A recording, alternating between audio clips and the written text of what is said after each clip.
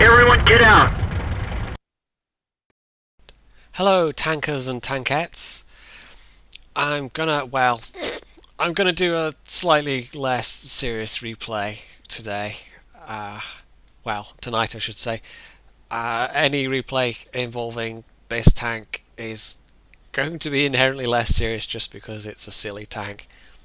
And I've got a soft spot for the AMX 40. I've done over 300 battles in it as of making this video, and I don't know what it is about it. It's not a great tank by any means, but somehow I've managed to have enough fun in it that yeah, I've kept it and played it that much. Could just be I'm crazy, of course. Let's not discount that. Yeah, so I'm. This is tier 4 only. We've got a pair of tier 3 cruiser 4s, but everyone else in this match is tier 4, and that's just about the only time when this tank can, not only hold its own but actually be quite strong, especially since the Hetzers had their heat shells nerfed. I mean, Hetzers are still a threat, all tank destroyers are still a threat, but yeah, it's better these days. I find that in other tier 4 special tanks as well, like the Valentine 2 and the Panzer B2. Once the heat shells for credits came in, they were significantly less fun. But there has been some redress to balance because, they're still dangerous, those heat shells, but they're more expensive now, so you don't see people spamming them as often. So if you've never played this tank right away, you'll know it's maybe not the fastest one ever. I just completely missed that Stuart, even with the accuracy changes, unfortunately. It's the gun is alright for tier 4.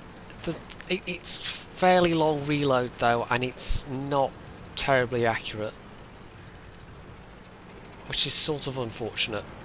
But the low tier French tanks, they tend to get good armour and really not very good guns. Whereas the high tier French tanks tend to get really good guns but not much armour. So yeah, go figure. Now I don't usually come to this particular corner of fail on this particular map, this being Erlenberg, but given my armour and the fact that the enemy team has only got 3 tank destroyers, well they had 4 but their heads can't count, 5 even. 2 of theirs are dead already.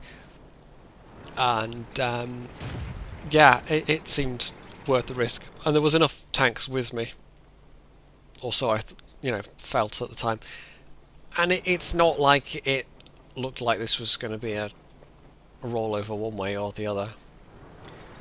So I decided that there wasn't anything, I could just sit there until Kingdom Come and nothing would happen, so I made a move, and sure enough these guys came around and didn't quite reload in time to get that guy, but you see, this gun is not bad for tier 4. It's a 75mm gun. And there we go, this is why at tier 4 actually, there's stuff that can hurt you, but you're actually able to bounce things as well, which is quite nice. Just look at it. It's just, I don't know what it is about this tank, it's so stupid but it's so fun. So I've bounced a few shots, I've done 400's not massive damage, but it's not bad. I've managed to hit some tanks. And I don't quite know what this A20's thinking. I'm fairly confident at this point. I mean, it's one of those tanks, it's like, yeah, okay, it's maybe stupid, but I know I'm going to have fun in it. Now the T28 could be problematic, depends what gun he's got. He doesn't have a 57mm. That's quite a dangerous gun at tier 4. Don't know what the A20 was thinking at all. So I've just disposed of him, which is not bad. Somehow that shot went into his tracks or something.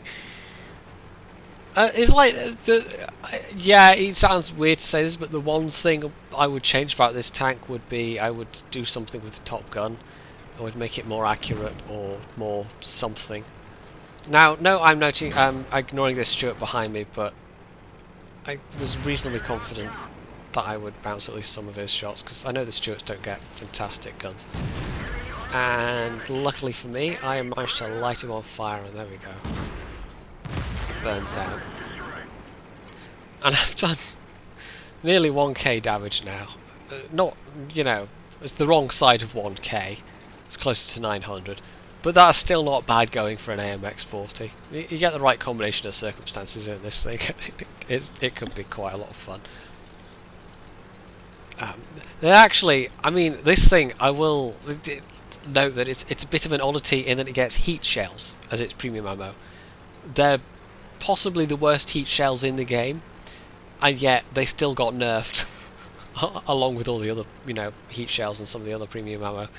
For some reason, Wargaming decided the heat shells on the AMX-40 were OP, and yeah, I think they only removed like 8 from the average penetration value, but still, it means even those times when you know, this thing gets regular matchmaking, so you get in with tier 6s, there's really bugger all you can do.